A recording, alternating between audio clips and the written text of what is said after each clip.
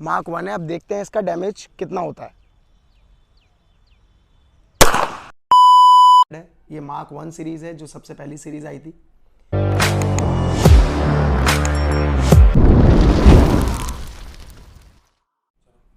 Hello friends, तो आज हम बात करने जा रहे हैं आईयूएफ द्वारा बनाई गई मार्क 1 के बारे में।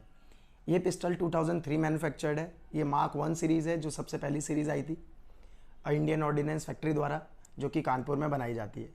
ये गन रेगुलर गन नहीं है जो फैक्ट्री से आती है। इस गन के अंदर कुछ मॉडिफिकेशंस किए गए हैं, जैसे कि इसका कलर चेंज किया गया है, इस पर पूरी तरह से ब्राउनिंग की गई है, इसके ग्रिप्स चेंज हैं, इसकी मैगजीन के नीचे बूट लगाया गया है और इसमें ऊपर रेल लगाई गई है थोड़ी खूबसूरत दिखाने के लिए। बाकी इस रेल पे आप लेज़र या कुछ भी चीज़ें ऐसे अटैच नहीं कर सकते। हाँ, कुछ लोग पिछली वीडियोस में कह रहे थे कि मैं झिझकता बहुत हूँ और वीडियोस में बहुत लड़खड़ाता हूँ, तो मैं कोई प्रोफेशनल यूट्यूबर तो हूँ नहीं। मैंने अभी वीडियो बनाना शुरू किया है और हमारी 1K की फैमिली है। अगर मैं ऐसी वीडियोज़ और बनाता रहा तो बेशक मैं आगे थोड़ी और अच्छी वीडियोज़ बना लूँगा और इतना झिझकूँगा भी नहीं।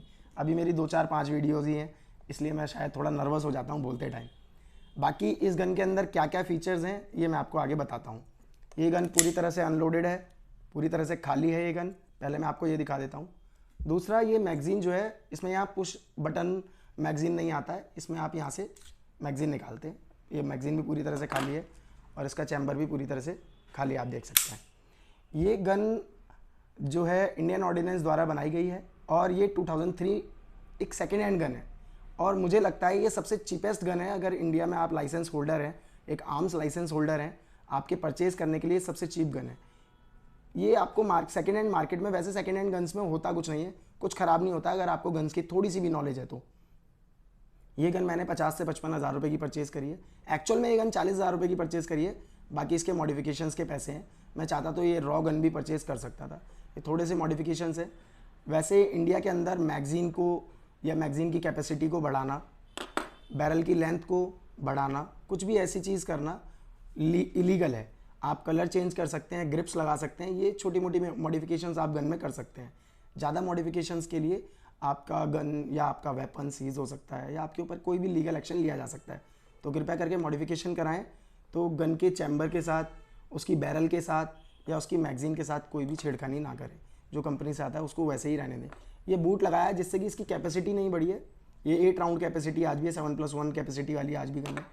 और ये इतनी पुरानी होने के साथ साथ आज भी ये गन कैसी चलती है, मैं आपको एक फायर टेस्ट भी करके दिखाऊंगा अपने पर्सनल एरिया में, जहाँ पे कोई भी नहीं होगा। एक बिल्कुल सही जगह पे सेफ्टी और प्रिकॉशंस के साथ में एक फायर टेस्ट भी करके दिखाऊंगा।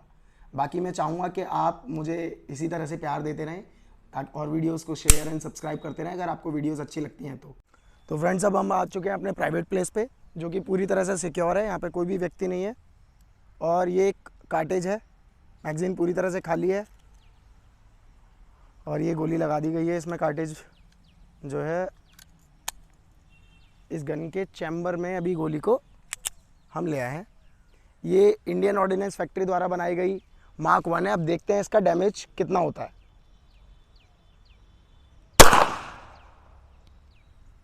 आइए कैमरामैन साहब, ज़रा आगे दिखाइए हमने कितने लकड़ी के पटले लगाए हैं और कितना नुकसान हुआ है। गोली यहाँ से गई है अंदर एक, ये 2 और ये अच्छे खासे मोटे पटले हैं, ये 3 और ये 4, इसको भी पार कर गई है ये गोली।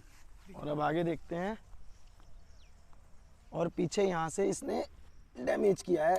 अब गोली इसी में ही है, नहीं, इसको भी पार कर चुकी है। ये देखिए गोली यहाँ आई है कहीं और इसके भी अंदर रिकवर तो नहीं हुई है क्योंकि काफ़ी तो गोली नहीं मिली है अभी, अंदर काफ़ी अंदर तक चली गई होगी शायद। ये काफ़ी लकड़ी जो है इसके गोली की जो डैमेज है उसके हिसाब से काफ़ी हल्की है। तो मैं कोशिश करूँगा अगली बार कुछ ज़्यादा हैवी चीज़ लेके आऊँ या ज़्यादा लकड़ियों का कर सकूँ जुगाड़, ताकि अच्छी वीडियो बन सके। Thank you. जैसे कि आपने टेस्ट फायर देखा कि इस गन के अंदर कैसी एक्यूरेसी है। अब हो सकता है आप लोग 0.45 या 0.30 या किसी अन्य गन के साथ इसका कंपैरिजन करें। कंपैरिजन ये 3.2 बोर की है तो 3.2 बोर की गन के ही साथ करना मेरे ख्याल से बेनिफिशियल है। उसी के हिसाब से हम इस गन को आंक सकते हैं, ये गन फायर कैसा करती है, डैमेज कैसा देती है।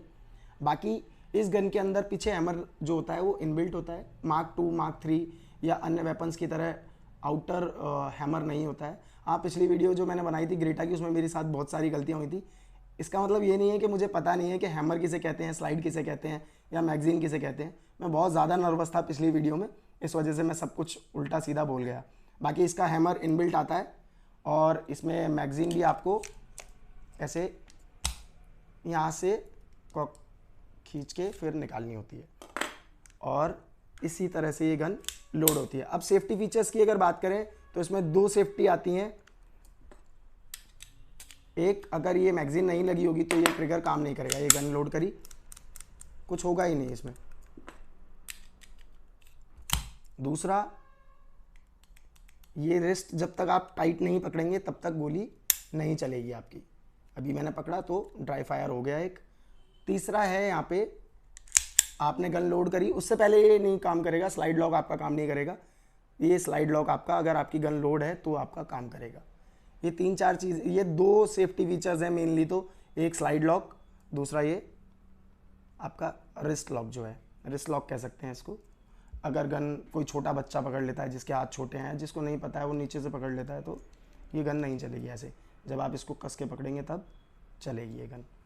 बाकी इतनी वीडियो में आगे तक आने के लिए और वीडियो देखने के लिए बहुत बहुत धन्यवाद आपका। Thank you so much. अगर वीडियो अच्छी लगी हो तो लाइक, शेयर एंड सब्सक्राइब करें।